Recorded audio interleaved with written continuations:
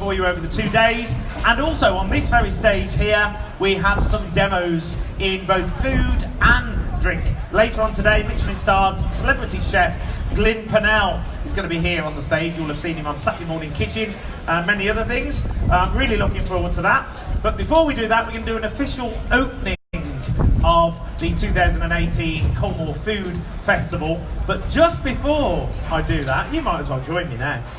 Just before I do that, this is Mike Best, everybody, who's one of the board directors for the bid. Give it up nice and loud.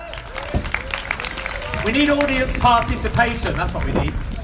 So just before we do that, I've just been having a walk around some of the businesses here. There's over 30 businesses, hotels, coffee shops, bakeries, restaurants, bars, you name it, they're here. All of them within a few minutes walking distance from where we are. Some I can see from here straight away, and many within the Colmore area. So nip around the businesses, try some of the dishes or the drinks that they've got. They're all at a very low cost, so that you can get to try quite a few of them. Treat yourself, indulge. It's always good to, well, one of my favourite things is eat and drink, Mike. So, yeah, it's always nice to try some different dishes. And they've got some amazing food. You know, you can really taste some great things. And I've already had a cocktail. Well, actually, it was a mocktail called the Walking Red. See what they did there, because the other one is something to do with dead or something zombie. So thanks to the team over at the Alchemist there for that one. It was delicious. It went down far too quickly, even with no alcohol in. Okay, what else have we got? Hi to Coffee Plus One. Where are you, Coffee Plus One?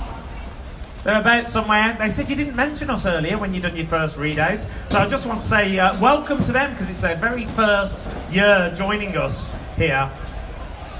Who else have we got? Adams, who's just over there, which is only just on the street around the corner. It's their first year joining us as well. Coffee Plus One have got these vouchers.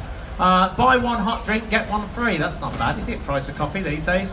So if you go and see them, I think they might be up on the left somewhere. But anyway, they've got these vouchers. Go and grab yourself one. Get a nice deal on coffee. Alchemist have also got some 2-for-1 drinks vouchers. Obviously, that's an 18+ venue, but you can get yourself some complimentary cocktails there. And also, if you've got any kids with you, they've got these rather dainty little colouring books. I thought I might pass the time later if I get a chance, and I'll do some colour. You can mark me on my colouring later.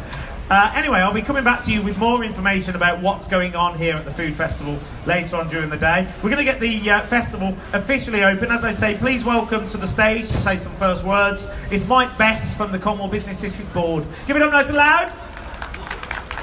Thank you very much, Phil. And thanks to everybody, and welcome on behalf of Colmore Bid to this, our 8th Food Festival. The weather is absolutely fantastic, and we're grateful for that, and there's a great upbeat mood in Birmingham at the moment as well. It looks like everyone's settled in, and we can see queues already at a lot of the venues, which is fantastic. I'd just like to say a few words on behalf of the bid, and then I'll be passing on to Councillor Bridget Jones, who's the Deputy Leader of the City Council, to officially launch today's event. But a few things to say first. First of all, we're really proud that last week we won the Midlands Food, Drink and Hospitality Award for the Best Food Festival of the Year, which we were delighted about, and also pleased about a number of other winners here in the district of other awards, including Glyn Pennell, the restaurant Pennell's, the Bubble Lounge at Hotel de Van, and Zen Metro, and all of those venues are here at the festival over the next 2 days. The Food Festival is really our showcase event of the year, but the bid does an awful lot more than that. We keep the area safe and sound with our ambassadors, who you'll see around the festival over the weekend. We're working with our partners to combat rough sleeping and homelessness, particularly through our support of Cypher Fireside charity, and one of their cooks will be here on the demo stage with Opus tomorrow, I believe. And we're also helping other partners like the City Council to create outstanding places, and we're about to start some work later this year around Snow Hill Station. The bid's actually in re-ballot year, so it's really important that we remind everyone here who works in the district to encourage your companies to vote for us for a 3rd term, so we can continue delivering this event and all the other things that we do.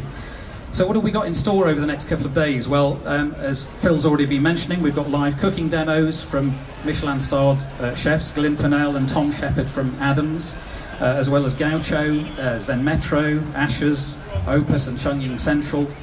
We've got cocktail masterclasses and wine tasting from Gingers, which will start shortly, and from Loki Wines, who are also a first time at the event this year.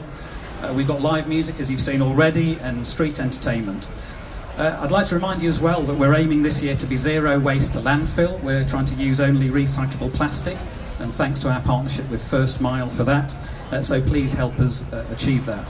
And we'd also like to thank local law firm DWF for sponsoring the event this year, and they're the sponsors of the terrace down the middle of the event. Altogether, as Phil has mentioned, over 30 venues from around the district. I'd really like to thank them for all of their support and hard work. We know how hard it is to run this festival while you're trying to run a venue as well, and so we really appreciate the efforts that all the venues put in over the 2 days. Big thanks as always to Phil as our compere. He's been doing this for as long as we've been around, and that's great. Thanks to David Colcombe, who's been the chair of our Food Festival committee as well. And thanks in particular from me to the Colmore Bid team, who you will see around in their black t-shirts around the place. And we've also got a little tent as well, so do go and talk to the team and find out more about what they do. But they work so hard for many months in advance, but over this weekend particularly, to make the event a great success. So enjoy the rest of the festival. Thanks from me, and I'll hand over to Bridget. Hi everyone, delighted to welcome you here to the 8th Colmore Food Festival. We've been loving the steel drums in the council house, listening to those songs drift in. Has been amazing. So since the first food festival back in 2011, this has gone from strength to strength. An incredible 30,000 people come here over 2 days, which is absolutely incredible. And the organisers have even managed to book perfect weather. What more could you want? The festival is a celebration of Birmingham as a growing culinary and business destination, and everything about this festival is local. Everything that you sample here today, you can go and try the real thing in a venue no more than 5 minutes walk away from here. So please do that if you like what you've had. Now is a really great time to be living in the city. We had a major conference here this week, and there were 2 things everybody at that conference spoke to me about. They talked to me about the cranes in the sky and all of the new businesses, retail and residential going in locally, and they talked to me about the food. Everyone was blown away by the food in this city. They were all full of it, and nowhere embodies this city quite like Colmore Business District. The festival's a great chance to showcase what we've got.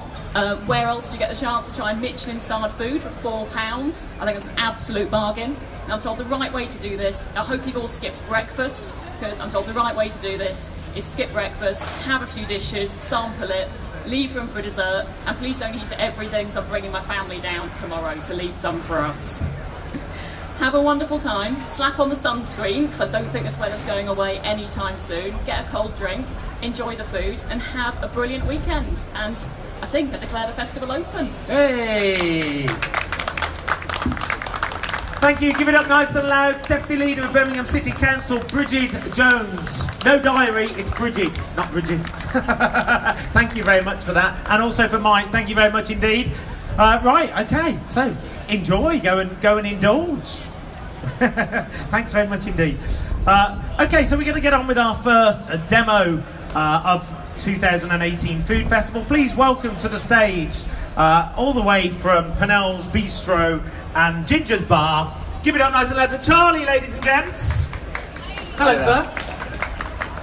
How are you doing? Yeah, I'm great, thank you. How are you? Yeah, not bad, not bad. I Nice always start get to the festival. excited. It's what? Nice start to the festival. Isn't it just? Beautiful sun, people, what more can we ask for? Well, alcohol, that's what comes next. You know, a bit of sunshine, it's around about, it's gone 12 o'clock, so that's okay. Yeah, it's acceptable to have a drink. So I get excited when I see cocktail ingredients on the demo kitchen. So firstly, before we go into that, tell us a little bit about Ginger's Bar, which is part of Pennell's group. Yeah, so Pennell's Bistro and Ginger's Bar, with a sister restaurant to the main Michelin-starred Pennell's. We're a little bit more relaxed. We've got a full bar as well. Full service cocktail bar, some nice craft beer as well. You can go in and you can have pretty much any classic cocktail, or what I prefer is you look through our menu and see one of the drinks that we've crafted. Because you can go anywhere and you can have your mojitos, you can have your margaritas, Yeah. but I really think we do something special at Ginger's. Really special. And there's a great team there, all contributing ideas. It's not a one-man band. Give us an idea of some of the cocktails that you make yourselves there. Well, the whole lot of rosy, the drink I'm going to be doing is an original, but we've got a drink on the menu at the moment, which is, imagine fizzy cola bottles you'd get at the cinema. Yeah, right, okay. In a pick and mix. Now I've made... I'm mouthwatering already. Exactly. I've made a cordial that tastes like fizzy cola bottles. Wow. And then you match that with a little bit of rum, a little bit of lime, a little bit of soda, and you get a rum and coke if it was fizzy cola bottle coke. Are you doing that today over there? We're not, I'm afraid. You've got to go to the main venue just round the corner, number 11 Newhall Street. Okay, so it's not 5. If you don't know where Ginger's Bar is, it's literally, you walk halfway up Colmore Road here, you take your first left at the traffic lights, and it's just down there on the right-hand side. It's a 3-minute walk from here, something like that. Depends how long your legs are. If you have a drink, you'll probably get there a bit quicker. Yeah, oh yeah. Or you won't notice the journey. Right, so, what are you going to do today? So, this is called the Whole Lot of Rosy. It is very summery, very light. Bit of Lanique, which is a rose vodka, rose liqueur, depending on who you ask. It's made with essential rose attar, or attar of rose. So when you get your essential oils from plants, vegetables, fruits, things they kind of use in perfumery, they blend that with vodka, a little bit of sugar. So it's full strength spirit, it's 39%. Yeah. But you've got that distinct sweetness, and you've got that real kind of like Turkish delight flavour. Which helps bring out the flavour. Yeah, absolutely. So we match that with some almond syrup, also called orgeat. So rose and almond is an incredible combination. It just tastes like a sweet shop, in a good way. A little bit of sugar as well, just to give that neutral sweetness. Bit of lemon to match that. We stick an egg white in as well. We use a pasteurised egg white, much better result. I know some people might go, ooh, egg white, I don't want to drink raw egg. But first off, it's totally safe because it's pasteurised, and also any 40% spirit will kill any bacteria, more or less. So what does the egg white do when you put it in there? It emulsifies it. You get this beautiful head, almost like a Guinness or a latte coffee. Okay, so it thickens it up. It gives it that extra texture. Yeah, you'll see. It's got this beautiful white head with a lovely pink body. So it's a lovely contrast as well aesthetically. Wow. Do you like the sound of that already? I can't wait to smell it because I'm sure that's going to have a very distinctive aroma. Well, if you have a whiff of that... Oh, this is where it starts to go. Yeah. It's past 12, it's fine. Ooh. Oh, that's gorgeous. Well, so... Right, looking forward to that. Oh, and there's a little bit of Prosecco as well. That's to cut through the sweetness of that, but also give it a bit of lift. Yeah, because I always find Prosecco very tart, actually. It's not really my drink. No, it actually, I don't think it would work with any other sparkling wine because you need that dryness. You know, champagne is too dry, something like a Cava is, again, still fairly dry. But So that's why a lot of people use Prosecco when they're mixing with cocktails now. They do a specific drink that's got bubbles in it, just helps to cut through. And absolutely. And the price as well. Any wine merchant will tell you that Prosecco has been... probably the most popular drink in Britain for the last 5-6 years. Yeah. It just keeps growing up. So, we'll start with about half a teaspoon of our pasteurised egg whites. Again, this is all totally safe. It's just to give a little bit of body and a little bit of a head to the drink. It doesn't change the flavour at all. Then we do 10 ml of our almond syrup. 10 ml of our regular sugar, so that's just 1-to-1 sugar and water. Heat it up, get it nice and consistent. Best way to add sweetness to drinks, because as I'm sure a lot of people will find out today, if you have an iced coffee and you add a packet of sugar, you will just get a layer of sugar at the bottom. Yeah, crystallised at the bottom. Then 20 millilitres of lemon juice. So that's going to cut through the sweetness of those. So it's all about balance.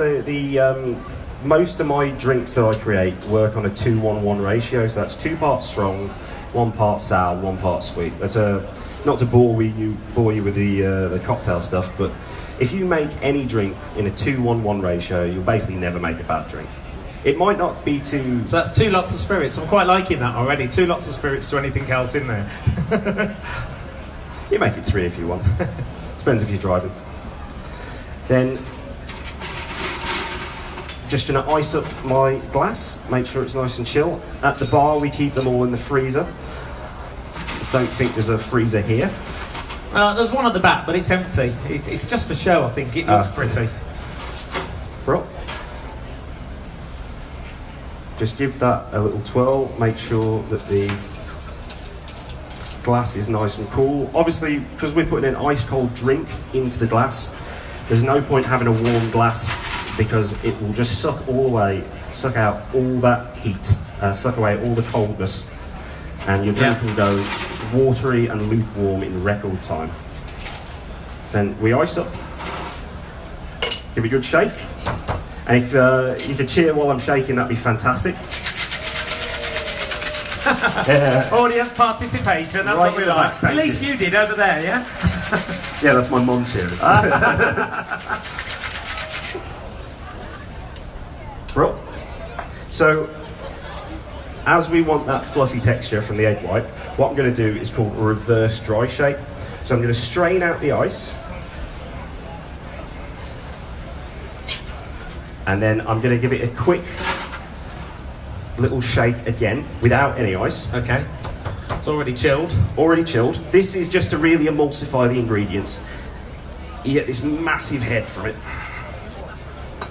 Dump out the ice from that. Crack open the Prosecco. I find as well that when you're adding a sparkling ingredient to a cocktail, helps if you put in the sparkling element first, as it seems to incorporate a little bit Makes better. it look so cool, doesn't it, the way Ian does that? I might do that in future. I'll probably drop it now in my look. I can open it with a knife if you want. Really? Yeah. Yeah. Although there's probably too many. Somebody people. wanted to use my watch earlier on over at Hotel de Van. They were like, "Well, use your watch to take the top off." I was like, "No, thank you." So just about a third full of Prosecco.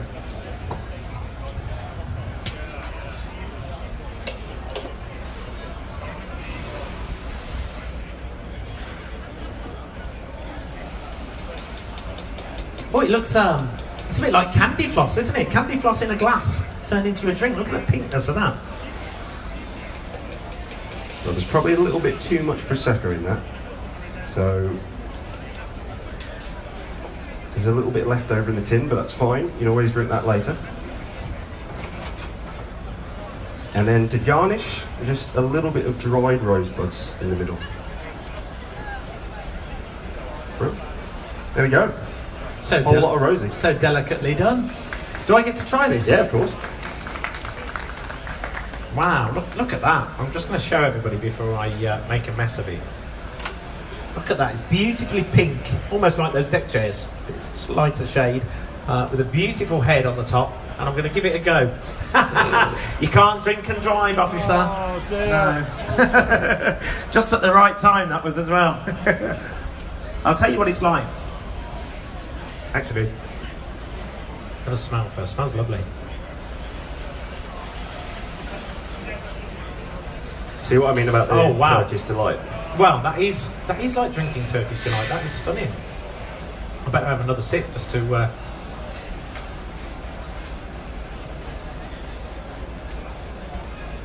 Oh wow! So you actually get all the different flavours in there, but this, I'm presuming it's this that's real distinctive. The hero of the drink.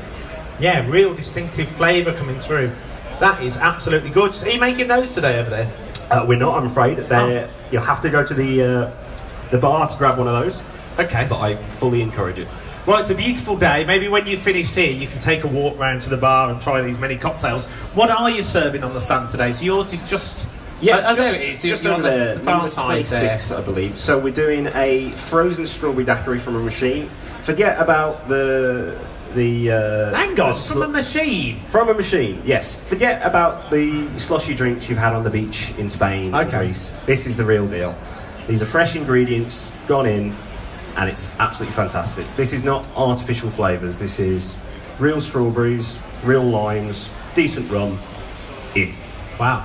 We're doing another drink called the Johnny Cash, which is whiskey, sour cherry, lemon, a little bit of cranberry, a little bit of sugar. No guitar? No guitar. No guitar. No, I mean, if someone wants to drop some by, that's fine, but might get a bit crowded. We've got another drink called the Time for Pims, which is an old drink from Ginger's. It's Pims, thyme gin, although we're using a thyme syrup today. A little bit of lemon, a little bit of raspberry, and a bit of cucumber as well.